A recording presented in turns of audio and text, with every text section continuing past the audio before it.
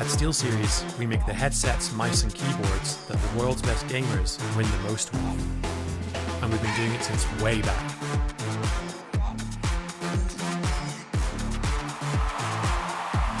It's up to you how far you go, but whatever you do, go for glory.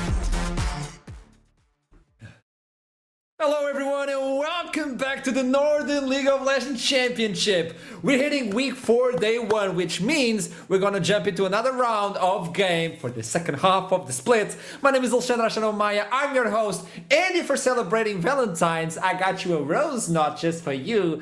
If you're not celebrating just as me because you're single, well, we're still gonna have fun somehow. So let's introduce the desk today. We have 2 animals, it's a fox, it's a duck, it's duckling, it's foxtrot. How are you doing? Good. I'm wearing red for Valentine's Day, so that's that. Not quite as cool as your contribution, but it's something. I'm trying my best. What are you trying, duckling? I mean, I'm single. I don't do anything for Valentine's Day. I'm here to talk about. Me neither, dude. I'm single, but you gotta step up, man. You gotta step up, all the people. What do you mean? I have a nice shirt on. I mean, I did dress up a little bit for this. I saw your fancy outfit and decided to swap out my hoodie. So I might not have the colors for Valentine's Day, but you know, those are in the background and on Foxtrot. I'm at least dressing somewhat up in a shirt. I feel like I'm doing my part. You know what? I'm gonna say it. I'm disappointed in talking about disappointment. Let's toss it to the casters. One of them is Efrain, but the other one is an amazing one. Zeragon, how you doing, fellas? I'm talking about disappointment. What are you chatting, mate? What are you saying? I'm not disappointing. Oh, I'm heartbroken. I'm actually heartbroken. It's Valentine's Day and you made me sad, bro. I mean, you're already sad. You're single. I'm actually happy. Like, we have each other. We have each other. This is Yeah. our Valentine's Day. I'm Yeah, glad but I get you to spend try it it, with Jay. Zeragon. I know you have a girlfriend. I know. Right? Don't tell Are her I'm you spending just it with angry? Hip Brain. Archer, you just angry at the world. Also, Aragon, this Yes. is the slippery slope, bro. This is the slippery slope. It's kind of dangerous. I was in a very long relationship for like 7 years, and I didn't spend a single Valentine's Day with her because I was working every time, and I was always casting. So welcome to the slippery caster life, mate. You'll never get to spend Valentine's Day with your girlfriend again. But it's fun, right? It's all great. Oh, God. Don't worry, man. You had 7 years. I had 15. Let's toss it to the desk. Welcome back, gentlemen. So we should talk about what is happening today, but before that we need to look at previous week. It was an amazing one since all predictions went down south because of the games, right, Duckling? Yeah, the games yesterday were crazy. Luckily, Verton, though, were able to pick up a victory. Good for my predictions. I'm still minus 14, but Verton, a team that is hard for me to predict in many senses because these players are very good mechanically and they can play some fantastic League of Legends. But sometimes they grief a little too hard and then they go down a slippery slope of looking like a very bad team. But up against Venom Crest, they looked very good last Wednesday. Or last Thursday, actually. I love Verdant, honestly. I think that I'm really warming up to them as this split goes on. I think they've been one of the more reliable teams here in the NLC. I don't know what you're talking about. Minus 14 in your predictions. Come on. That is just... I mean, I made a mistake bringing that up. That's my mistake, actually. To be fair, it's probably the age gap between you and like everyone else on the show. Minus 14 years. Yeah, it's been cool though. It's been cool watching Verdant rise back up to how we expect of them from previous NLC splits. So far, yeah, and we got to see also Alliance Creed in natives. Like, what can you tell me about this one? Because this was a good one. Yeah, I mean, it was a banger for sure. Natives, I think both Natives and Lions Creeds are very up and down in my opinion. I think Natives last week, this game up against the Lions Creed, they looked fantastic. But the game just before that when they lost to DMG with the substitute, they look bad. It's hard to predict our teams. And I think this goes especially in my eyes for both Lions Creed and Natives because I don't know if they're showing the insane 1v9 side of their roster or they're not as good. I will say though, especially Jinjo on this Lucian just didn't work out this time around. He had loads of success on it on the first day up against Verton, but here on the second day of the week, going up against Natives, he was struggling to have the same impact, and it can really be shown in the team fights. Lions Creed, they were just lacking damage. Yeah, and speaking of struggling, I think Lions Creed probably fit that bill so far here. In this split, I mean, they're 3-3, a 500 rating, but that's not really enough for what we considered of them coming into this year with this star-studded lineup and everything that's been invested into them. You know, dropping their games and just not looking too hot, to be honest. It's not looking good for the Lions Creed at all. Natives, however, are a team that I would say definitely have been trending upwards recently. They're tied for first place alongside one of the teams you're seeing here, Nord, another team that I think has been really been on the up. And alongside Verdun, I would say probably the two most reliable teams and consistent teams that we have here so far in NLC. I love the way you put it, like the reliance as well. Since we keep talking about Verdant and Nord as the teams who have the better lanes, we keep hearing that in interviews, and we're putting Lions Creed on the side. Like, we're not even putting them on the debate anymore. And this should be a really good storyline for the second half of the split. I don't know if you gentlemen agree with me, but is this a redemption arc for Lions Creed? Or just we're gonna put the stamp on the idea that Nord and Verdant have the better sort of laners? I think we can ask the question, is this their redemption? But for them, it needs to be their redemption. With all the money and the big names you have on that roster, you must make it to playoffs. At the moment, you're sitting 5th, still just a game behind our top 4, but I mean, their performance so far has not been acceptable, I will say. When you have that roster filled with previous NLC winners and players who's been around the block, even a couple of LCK players in Johan, I mean, you have to do a better job. That is all I have to say. It might seem hard, but those rosters with those names, you have to be doing better. And also, Ruddy, it was such a hype train at the beginning of the split. Yeah. They still getting they still got the game, but at the end of it, is the hype train real? I think the Ruddy hype train is real. What I really like from Don Jake, we heard in the first week, they are planning to stick with this roster for the whole year. I have no doubt there is talent here. And with them now finally having gotten a coach as well, I hope we can see them more organized, because they have, a bit like DMG, seem like too much of a solo queue team at times instead of a 5-man unit on the same page. No doubt that both of the teams we're watching right now, DMG and Ruddy, have 5 good players who are mechanically capable of playing at the NLC level. They just haven't been able to reach it on the team level as a whole, coming together as a 5-man unit. And I think Ruddy heading towards that direction. DMG, still ways to go, but hopefully they can turn it around. So we get to the second part of the split, and we still have 4 teams tied up in the first place, then followed up by Lions Creed in 5th, and then the bottom teams, Lightside, Ruddy, and DMG, who got 1 game from the first half. I would say this is NLC. It has to be contested until the last day. We should have like tiebreakers, apparently. It's not about winning ties, by the way, Hiprain. I know you're listening. It's about tiebreakers this time, okay? Because he doesn't understand the concept of the tie. But it's fairly tied up until now, right? It's as if every single team, like, you're either, if you're in a playoff spot, you have the same score. Everyone in the playoff spot has the same score right now. You know, it's a 4-2, and we came into, I believe, last week, maybe the week before. I'm going to say it was last week though. A similar situation, 4 teams tied on the same score at the top. Like, we have insane parity here in the NLC in spring 2024, and we're still waiting for that one team to pull out ahead, and we just don't know who it's going to be. And I, you know, if you'd asked me a week or 2 ago, maybe the answer would have been Lions Creed, who's not even one of those 4-2 teams, by the way. They've actually dropped out of the playoff spot at 3-3. So I don't know.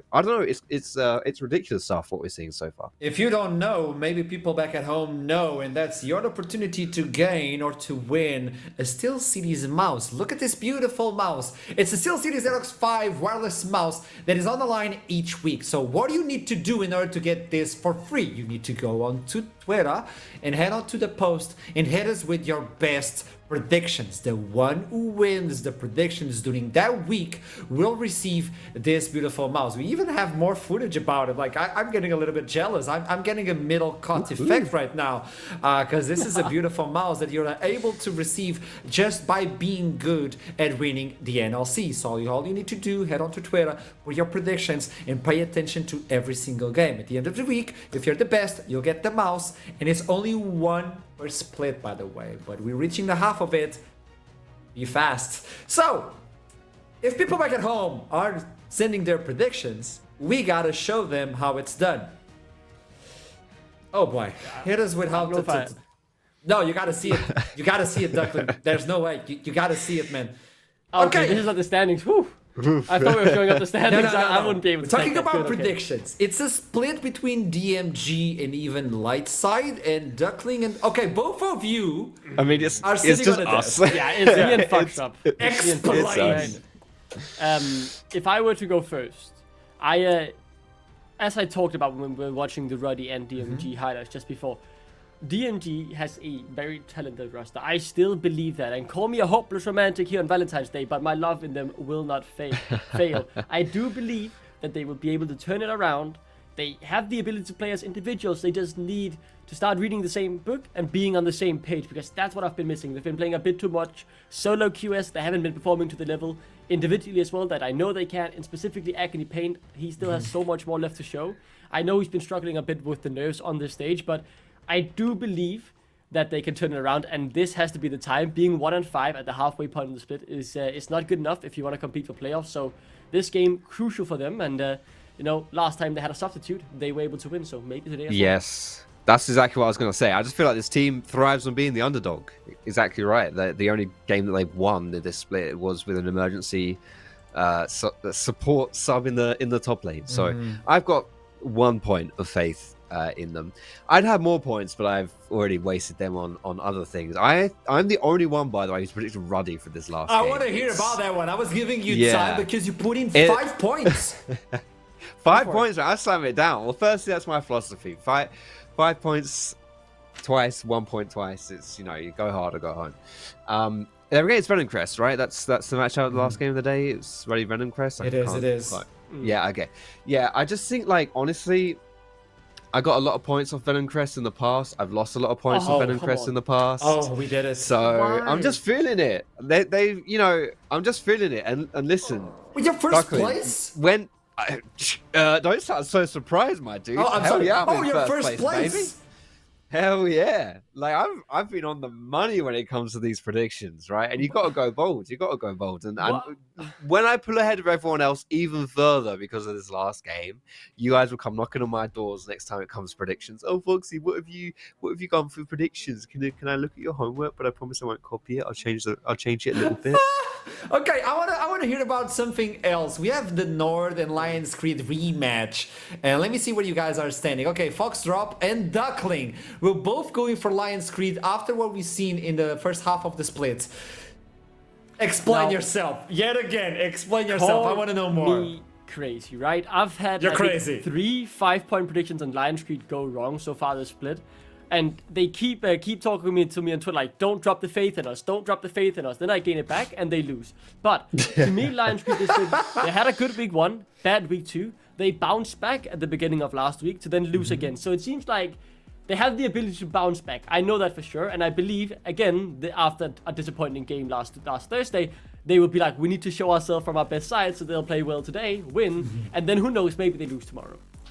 Yeah, I think it's a tough one to call. Nord are a really, really good team. Yeah, I don't have any analysis for this. Lions Creed used to employ me, so I just slam down 5 points in every single game. I understand that one, okay. But what I need to ask you, Foxdrop, is you're sitting on the first place, plus 18.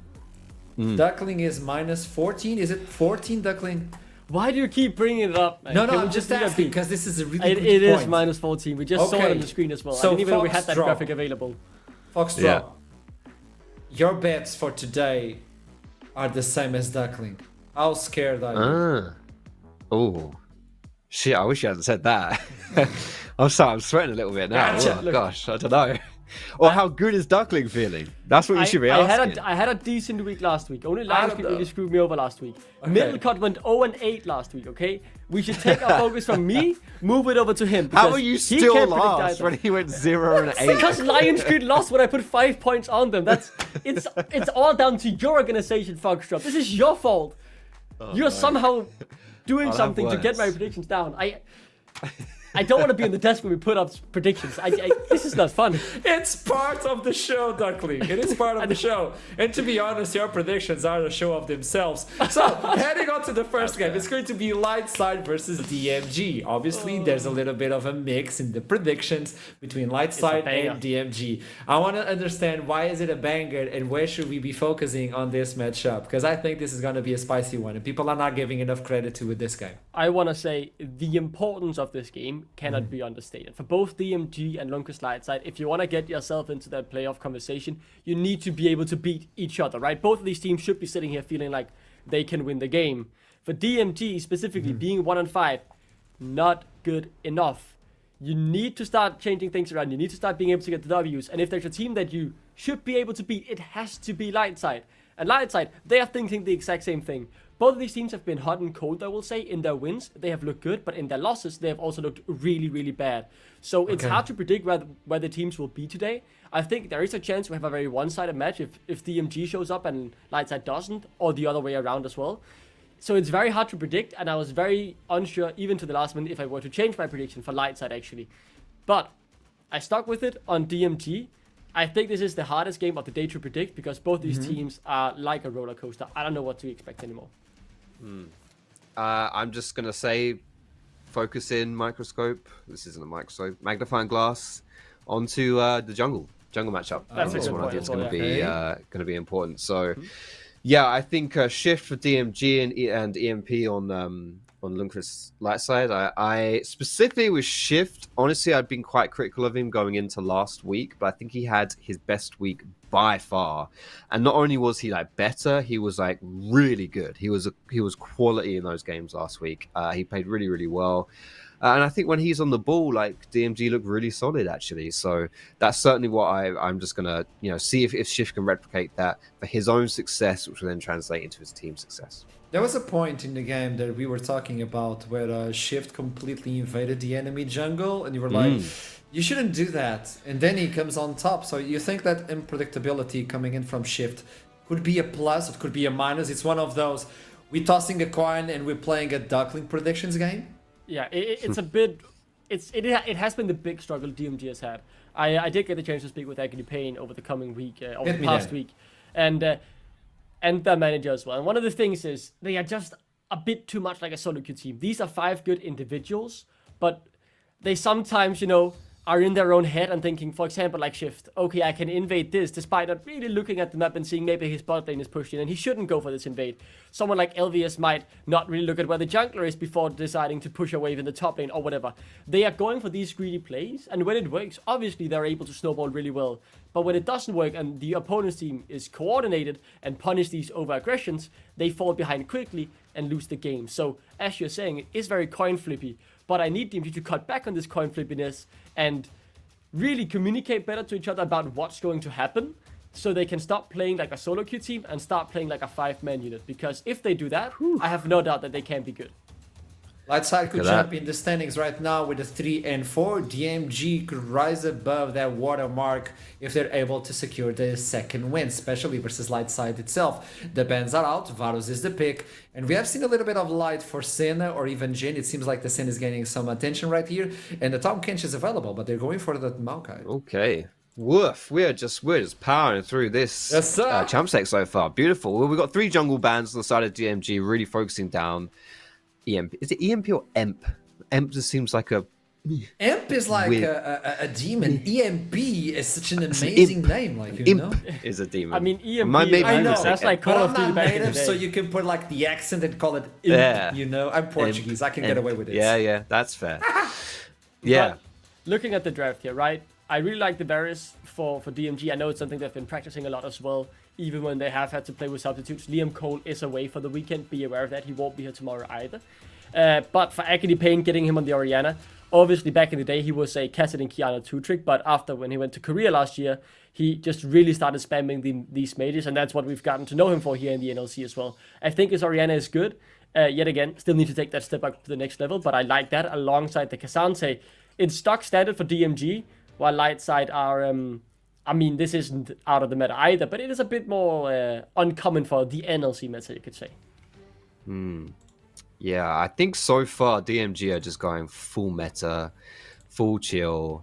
Orianna is really common, and Agony Payne is good on Orianna, to be fair. Kazante is the top lane, is very common. Varus first pick, you see all the time as well. And I kind of like how Lightside are responding to that. Specifically, there's so much CC against targets that don't have a lot of mobility. So someone like Varus, Orianna, very easy to lock down. And so, the Maokai coming through that point and click, Twisted Advance, the Gnar engage as well. Going to be really difficult to deal with. So I do like how Lightside have started off this draft. Now focusing a little bit onto Shift with these bans. Already got 3 jungle bans coming through, plus the Varus, which Shift played last week and was very good on and had that huge carry performance. Shift now is going to have to really scrape into his champion pool. We've seen him default to the Jarvan in the past, but I haven't been a massive fan of him on the Jarvan. But it is a very good combination with Orianna. Like, it's a great ball delivery system.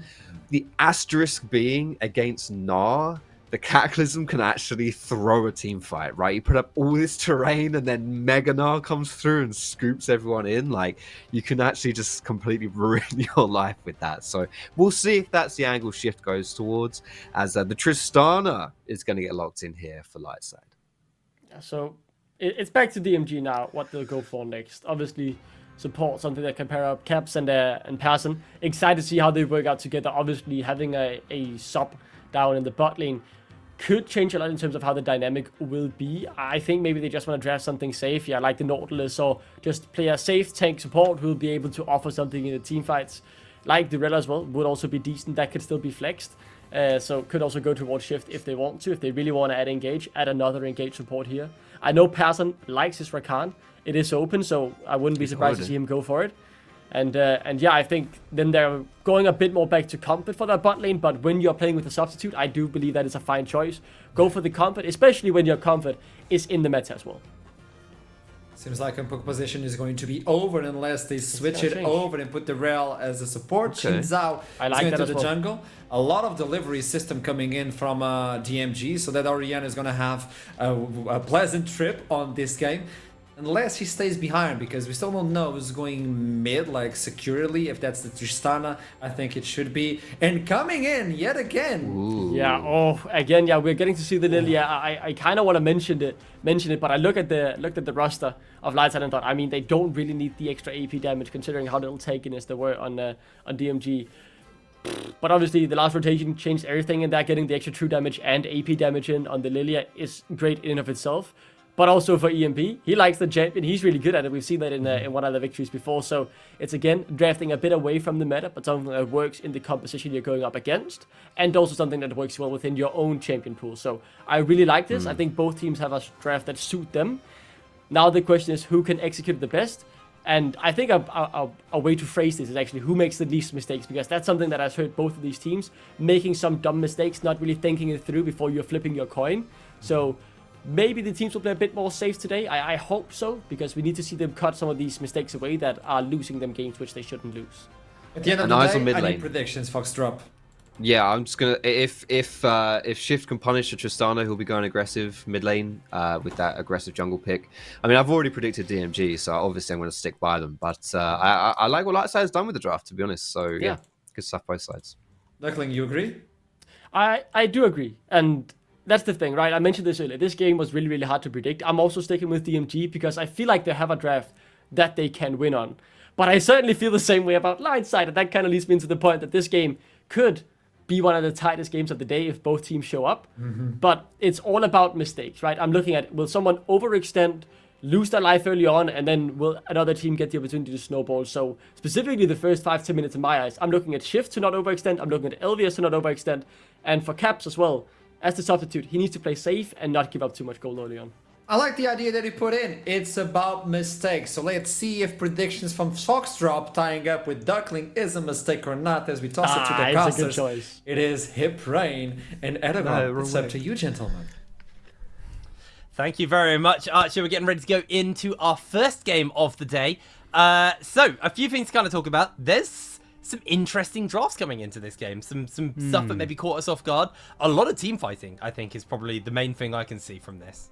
Yeah, I think my favorite sequence was they held the Maokai flex and they made it look like it was going to be Maokai Tristana because it's a common duo, and they flex it and it's suddenly a AP mid plus jungle, AD mid plus AP jungle with the Lilia Tristana duo. That was my favorite part. I thought LLS came out with a really cool draft. On the flip side though, with DMG you have the ball delivery, very meta and very standard with the Zin's out Ori combo and a lot of front to back team fighting.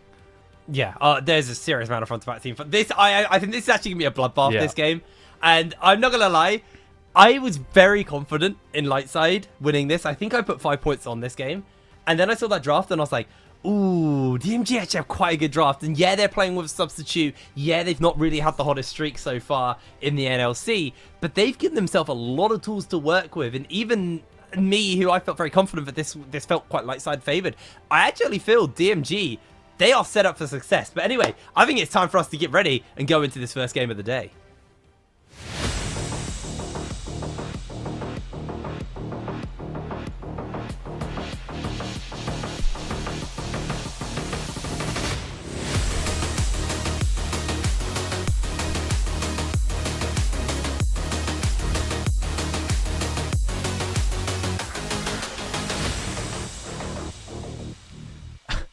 How snazzy is that? That was How sick. snazzy is that? Yeah, that was so cool, wasn't it? I hadn't seen that until now. That's actually so cool. Shout out to production. Honestly, that was Damn. Stepping it holy. up. Yeah, really, really. Anyway, another thing that I thought, I don't want to rain in your parade, Hip Rain, but you said this game was probably be explosive. If there is going to be action, it's going to be through bot side. In general, though, I imagine this is going to be a little bit slower than you think, because they've got to get their spells. There's not much setup in top lane, not much setup in mid. The only thing on the DMG side is that they have setup from Rel plus the Xin Zhao. That is a lot of damage and setup, so that's where I'd expect action to be. On the other side, for LLS, the only thing they really have is to play for priorities and secure Lilia's camps. If they can manage that, then they'll be scaling extremely well and be very happy. To be fair, I probably should have put the. It would probably be a bloodbath post 6. I think pre 6, it's going to be very chill. I mean, it's Varus and Orianna, right, on the side of DMG. Like, these guys are not going to be particularly aggressive. I mean, Varus will be aggressive in lane, but it's always like safe aggression with Varus because he just pokes from range, never really gets himself in too dicey of a situation, and you have to kind of be making a mistake earlier, especially with this lane where you got the Senna and the Maokai who also have, I mean, the Maokai's melee, but the Senna has enough range to be able to stay out of kill threat without getting flashed onto. Ori, though, Agony Pain, I would like to see some kind of old school Orianna punishment where you wait for them to kind of get into maybe an overextended position and try and burn a summoner spell, because Orianna without a summoner spell early, it's really brutal playing that game. So I'd like to see maybe EMP see if there's an opportunity to make that happen, but for now, EMP is just going to be doing a full clear upwards into their red side. Nothing particularly unexpected on this front. And we'll see, where the attention from these junglers is, because that's what Foxy was talking about, was kind of keep your eyes on the jungler going into this game. Yeah, my eyes are on Shift. I think if we see any volatile trades going down bot side, there's definitely angles to gank or potentially dive. You can see Shift is actually skipping camps, potentially to go early on. I don't like that both bot side members for Ragnar and Dr. Chaos are still full HP. I don't think there's a real angle here. It looks like they're going to invade, so they don't know where the enemy jungle started, and at best they're just going to get vision. Yeah, looks like they're just going to get some information. They'll know that now EMP very likely going to be on that top side of the jungle. Just the information they have off the that camp is entirely empty, and EMP quite happily on the top side doing their Krugs. They've got themselves full clear, nice and safe. One of the little ones is going to get away, but doesn't look like it would just be an exchange of crabs as well towards the top side, and there isn't really any opportunity for EMP to find a gank. I mean, Bucci's got a lot of pressure up top side, so that lane is not in a particularly gankable state. Mid, similar situation there between Torok and Agony Pain. Yeah. So it's just going to be a crab and maybe just an early reset here for EMP. Or maybe an invade. I think he's going to full clear into deep water. So the dynamic here when you have these kind of early proactivity junglers in the Xin Zhao versus full clearers is the Xin Zhao has to find something and do something. Otherwise, he'll be relegated to being kind of teamfight a blob, right, to absorb spells and be frontline. Whereas the Lilia really wants to power farm, and she's kind of praying that her lanes aren't volatile, and that as she gets to power farm without having her lanes fall behind. So you could see that's why my eyes are on Shift. If he can find something early game, that's really, really important because he's so far behind in camps. He naturally clears much slower. He also decided to take a detour to try and invade because of a lack of an early vision ward. I imagine they didn't get a ward on the Wraith. So yeah, really far behind in clear for the Xin Zhao, and looks like EMP might use this. Yeah, I mean, the Wave's in a pretty good spot. They're not going to see him sneak in here, I don't think. No, Pearson did not see that happening, so they're going to throw everything down. In comes the bowling ball, and that should just be it. They've got the Ignite, they got the Flash. EMP secures himself first blood. Yep, using the setup as well from the Maokai. It's that Maokai flex, man. I really liked it. And the tempo advantage from EMP, who full cleared into recalling. And now you can see pings coming down onto the Xin Zhao because of after the full clear, managed to drop a deep ward. And it's going to get harder and harder and harder for Shift to find early impact. Once they get level 6 with the Orianna, though, he's probably going to become a pretty decent ball delivery system. It happens a lot where your Orianna channels the R and then the Xin Zhao dashes forward. And it's pretty much guaranteed. So I can't wait to see how they pull that off. But yeah, early grub secure for Shift. Pretty good with Pearson shadowing. Yeah, going to be able to grab that one. And, you know, me and you have been very on and off. I mean, I'm all in favor of grubs. I think they're a really good little objective to play towards. I've had some people say they're not a massive fan of them. They don't think they're that potent. I argue, especially in a situation like this, like Shift can't do anything else. He gets himself an objective. He gets himself him and his team some like power that is continuous throughout the whole game. Yeah, it's not, you know, guaranteed tower plates, but it will help as the game moves on. Obviously, it's reliant on you getting to a tower to be able to use those, the buff you get from that. But there is an answer here from EMP, though. So he's made that successful game in bot lane, and he's now transitioning that into this dragon as well. Pearson will see this happening. Clip on a bowling ball. No. Chaos is here. He's just going to smash him back with the Q, lock him down, and Pearson, I don't think you're getting away from this one. Torek has already reset the W, so he can chase in, but he has to flash the wall. Gets caught out by the stun. The shield's on, but the sapling chase is going to come down. Pearson is slowed, and Chaos takes the kill with that last tick of the sapling. Dragon secured, kill secured. Torek, yeah, he burnt a flash, but he'll be all right with that one. Yeah, just a little bit questionable, Pearson's positioning. I wonder if they wanted to actually come down and contest the dragon, maybe potentially right there, but they didn't manage to find it. And in the end, I much favor this trade with the side of LLS. Grubs, like you say, that they're not the best. I still much prefer dragons, and it really depends how much you get from the grubs, how well you farm plates until that third dragon. But yeah, bot lane a bit of disaster. You don't want to see it. Yeah, bot lane definitely not in the state you'd want the lane to be going. I mean, there is still a farm lead over the Carbs. He's actually done a pretty good job of holding on at this point with the fact he's been able to pick a CS lead up. Obviously, both the ADCs were left alone in their lane, so that's partly why it wasn't like he was 1v2. Pearson was getting killed by Dr. Chaos on that jungle. But yeah, Carbs, you know, he's still getting that gold. He's still sitting quite pretty for the moment. As EMP just having a little sniff around to see if he can find some jungle. And there is a blue buff spawning up here. And right now, Shift is on the other side of the map. And it looks like they're probably just going to cross-map the blue side jungle. Because there's going to be no opportunity for Shift to come and answer out on this. And I don't know if they know EMP's here, but it's a heads-up play regardless. Yeah, EMP is definitely really happy with this going even, if not ahead, into scaling into the late game with that Senna plus Lilia and just double AD carry threat is really, really nice. But that ward from earlier on, after that initial full clear, now tracking the respawns of every single camp, so they can just respawn, invade every single respawn camp off cooldown, right? G. Pearson might find a play here. He can buffer the leap if there's an Oriole. Torek didn't have flash, remember, as well, so very lucky to get away from that one. I think Pearson just a little bit too early on the punch there off that one, as Carbs is being zoned off his rush. Dr. Chaos needs to be a little bit careful as he gets himself caught out by the ult from Carbs, and he's going to find himself in a lot of danger. Down he goes. Shift takes the kill. And overstaying a little bit, trying to see if they can get a little bit more poke in, and comes back to bite them in the backside. Yeah, definitely a bit of an overextension. This is exactly what DMG want, though, so props to them. They want to snowball this early game. They want to make sure they use their proactive tools. That was a level 6 Varus ultimate, and they just pop the Maokai, who was, I think, probably getting some deep vision. Not too sure, though, because his jungler was full clearing topside, so a bit questionable, but nice punish from DMG. Yeah, really nice punish there. Well, we are now at that 9-minute mark. The Void Grubbos will be spawning up relatively soon again as well, so keep our eye on that one, see where they go from there. EMP got himself a blasting one, got the haunting guys as well, so getting close towards that Leandries. You can technically go, I can't remember the name of the healing item now, but I don't think that's going to be it. It's normally Leandries getting picked up by the Riftmaker, that's the word, thank you. It's normally the Leandries getting picked up by Lilias. Very rarely seen a Riftmaker Lilia. Well, it's been a hot minute since I've seen that. I don't think it's a bad item. You combine that with tank items, then you get the AP for HP trade, right? I don't think it's bad at all.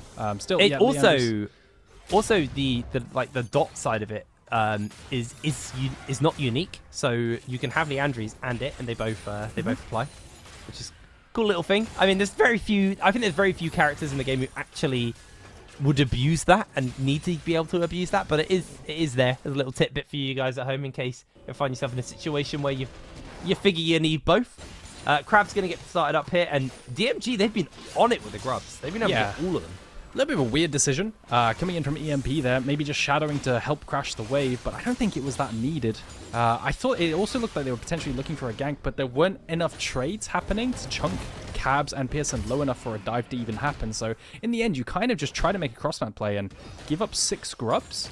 Can't say I'm a big fan, and although in fairness, like these compositions, the Cassante, the Orianna aren't going to be hitting tower very much, so it's not the worst, not the biggest deal. I think the worst part of it is if DMG manage to secure Rift Herald and they all barrel it down mid, they get 10 big grubbies, 10 Void Mites sieging with that Rift Herald. I think that's a pain, but doesn't look like it's going to be anything. Some condition trading coming in down into the mid lane as a dragon spawns. I imagine Torok could go for a reset here, although he might just stick around. Teleport. Depends on his money right exactly. now. He might be a little bit broke. He's just going to get a little bit more poke onto Agony Pain. Agony Pain going to be able to shield up most of that explosion damage, so not going to really stick around, cause too much problems. And while the Void Grub control has been very good by DMG, Lightside have been very good at securing these dragons for themselves. And you can see right now, EMP looking to try and get some pressure bot side so they can transition into dragon. They know they've got Torok's pressure mid. Now they've got the pressure bot. And I don't really think Shift should even bother contesting this. I think he should just give up this dragon. His team are all resetting. Now it looks like that is going to be the game plan. Yep. At the very least, they've denied 6 Shrubs buff from the Tristana. Another dragon secured for EMP. They're definitely going to be really happy with this because at the end of the day, the game does come down to dragons still. I want to see how the side of DMG actually use these grubs. Maybe they send multiple people, because what you see sometimes in top tier leagues is you see them send just 3 people top, right? And they all wail on the tower together and use that buff. Overwhelm the top side, if you will, or bot side. So that's something they can definitely look to do if they can ever control the wave down bot side and secure a crash and give themselves tempo to do that. Still, not going to happen for now, and I imagine that buff will be used later on. Gonna recall, and not much to be done now. Yeah, looks like it's just going to be the recall angle right now. And gold lead, you know, it's not monumental. There is a slight gold lead in favor of Lightside, but they're doing a good job of kind of, you know, well, started DMG are doing a good job of not actually falling too far behind. Shift is thinking about something here, but they've got everybody actually looking to come in on this invade. Dr. Chaos is going to find himself getting caught out here. Locked down. They've got the bowling ball. They've got the chains. They've got everything they need. He does even throw the ultimate out. Comes in for the flash as well. And actually able to make a grand escape here. Might put a couple of people to sleep as they get the Drowsy off onto one. EMP on that flash away. Trying to just get himself out as Ragnar comes in with a heal. The teleport's there. And Carbs finds himself in danger. Hit by a bowling ball. Slowed down. Torok is here. And Carbs is taken out. Lightside take it all.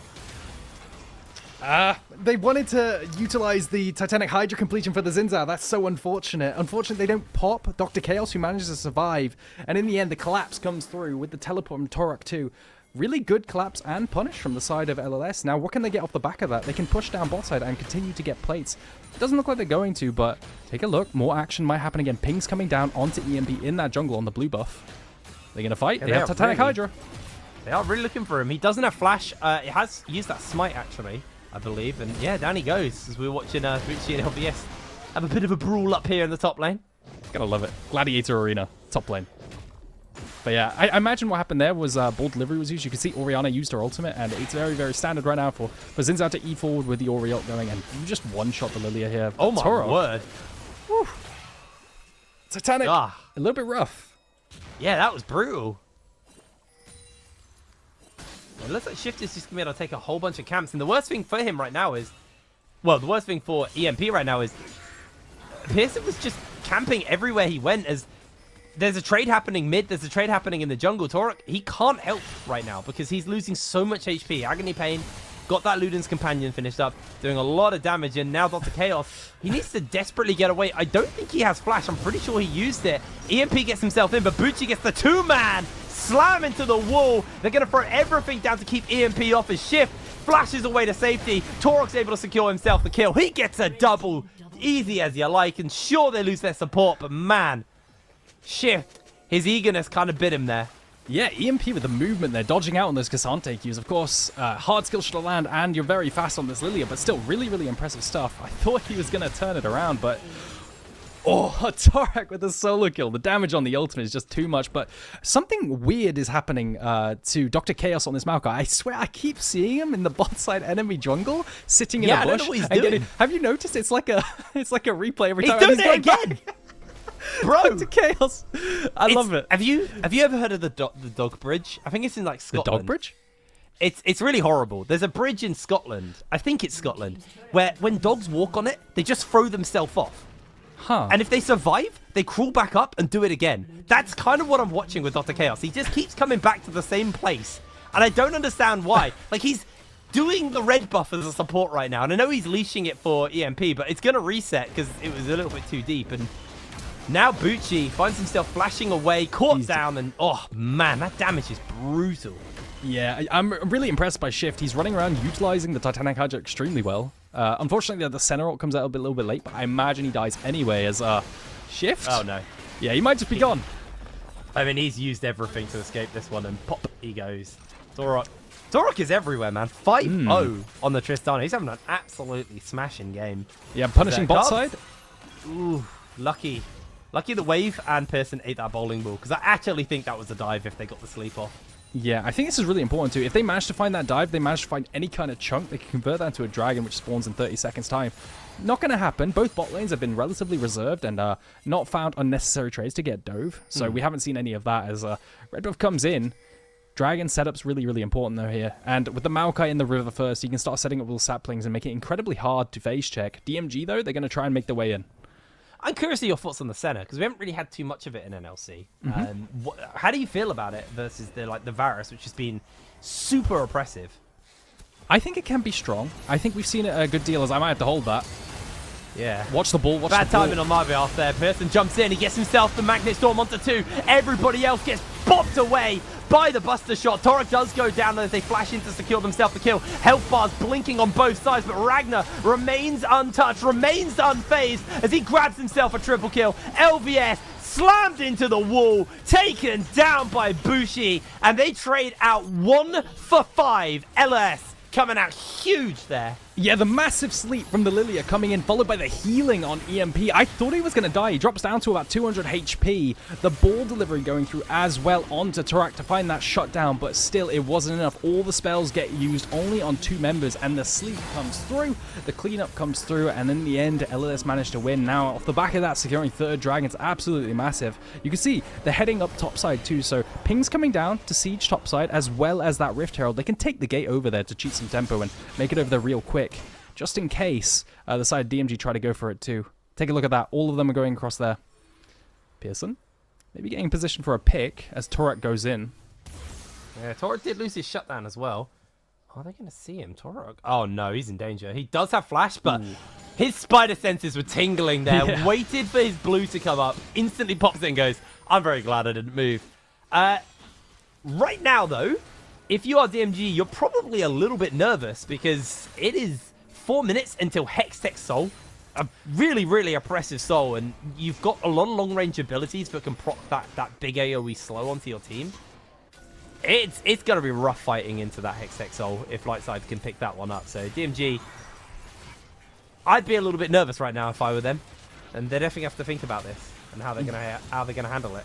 Yeah, my main concern is the fact that their frontline Cassante only is going to have Frozen Heart by that 4th Dragon. Is it steal? Yeah, I mean, no, they picked it up. They were able to find it. They get themselves the Maokai into the middle of everyone. Shockwave lands onto Ragnar. He throws the ultimate down for the shield to keep himself alive as Bucci goes for the slam against the wall, unable to make it happen as LVS able to escape.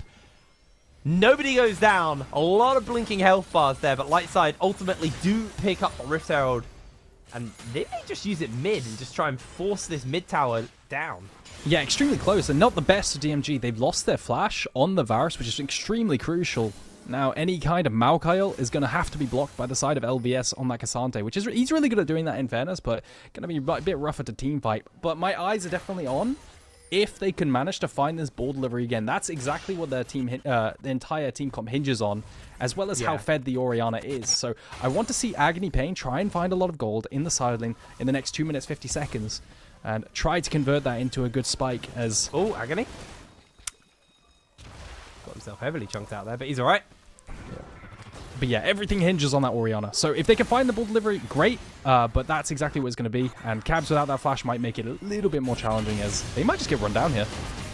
Oh, they really did. Slammed into the wall, all three members. And Ragnar is just absolutely melting health bars. Agony Pain trying to find himself an opening, but he's not going to be able to get it. Gets the shockwave, but it actually knocks him away from the arrow. Very, very light side favored fight there. Yeah, EMP living on 1 HP for the 1000th time. He's playing so damn well in these team fights with that sustain from the passive. Still, it's not looking great, is it? They're on such a timer now. 2 minutes left for that dragon. They're getting push in bot, push in mid, push in top. They could even look for a startup on the Baron if they want to trade 4th dragon for the Baron start. They have a lot of DPS with the double AD carry comp at 20 minutes. So we'll have to see what their choice is. They have a lot of vision topside. I wouldn't be surprised to see them go for it. No, I wouldn't either, to be honest with you. 20 minutes on the clock, and light side, yeah, they'd be able to absolutely butcher the Baron if they get given half a chance. I mean, they've got Haunting Guys and Leandry, so that double burn coming in from EMP on that one, although he needs to finish the red buff up before he joins his team. There we go. You got the Tristana as well. I mean, Kraken Slayer, Quick Blades. Baron was half health when the two best people to take the Baron got to it. It is absolutely melted by light side. Yeah, Leandry's double AD carry, Gnar percentage health as well. It's kind of a bit brutal if you're Baron there at 20 minutes. Kraken Slayer is a bit too much. But yeah, now you can just spread your lead, use that Baron buff. You have TP on Tark. You don't have TP on Tark, so you probably want to shove in topside, threaten that tier 2 for a little bit, then move over as well. Because as much as it's important to use Baron, I imagine Hextech Soul takes priority. Bringing over your most fed AD carry, Torak, over to secure it as well is going to be important. You can see he's shifting backwards there. He is indeed. Got Dragon spawning up as well in 45 seconds, and that is going to be Soul for light side if they can pick it up. So DMG definitely need to keep their eyes peeled and see if there's an opportunity. But EMP just going to summon the Herald up, and there's now just a pool of pressure forming in this mid lane, which is going to have to be answered here. I don't know if anyone's going to get in. How Chaos is, of course, Chaos is going to get in and steer Shelly into the tower for the team. Pop it goes. Have to wait a little bit before he gets back in. There we go. He's going to jump back in for another charge. Chaos needs to be careful though. He's just a Maokai. He committed ult. He gets the shield off. He actually jumps in. They're trying to go for a little bit more. The flash forward. In comes Shift onto everybody else. Not too much they can do, but what a shockwave. What a Gnar ult. Oh my word. They are melted. They are down. A wipe coming in from the side of light side. Yeah, you thought the fight was lost with the Maokai overextension, EMP flashing forward and not finding the pick, of not finding the ideal fight, but then the Gnar comes through. Bucci managed to find the flash ultimate, and I think that just might be game. They're going to take it. Clinical, honestly. LLS, 22 minutes on the clock, and they're blowing up the Nexus. I mean, that is an incredibly fast game there from light side. I had my nerves, but these guys absolutely killed it. A beautiful performance coming in from light side. And they just recognized their team comp's power, and they executed on it really, really well. I mean, Chaos added a bit of chaos to the mix with that with that constant red side invading, but his team were just on it. Every team fight, it just felt like they knew exactly what they were doing, and everybody just executed their role perfectly. Like some amazing Gnar ults coming in from Bucci there. You also have to kind of go out for their center. I've already forgotten who their ADC is, but they just played that so well. Like they were always perfectly out of range, always in a place where it would be more effort than it's worth to get to the center to stop them. And then they were able to just output so much damage. Absolutely huge game. I'd love to let you talk more, Aragon, but I think it's time for a break. So we're going to throw to that, and then we'll be back with the desk, who can talk about this game instead. Break it down, step on the gas, let's get out of town. We're gonna break out and have some fun. We're gonna do what you never done. Oh yeah.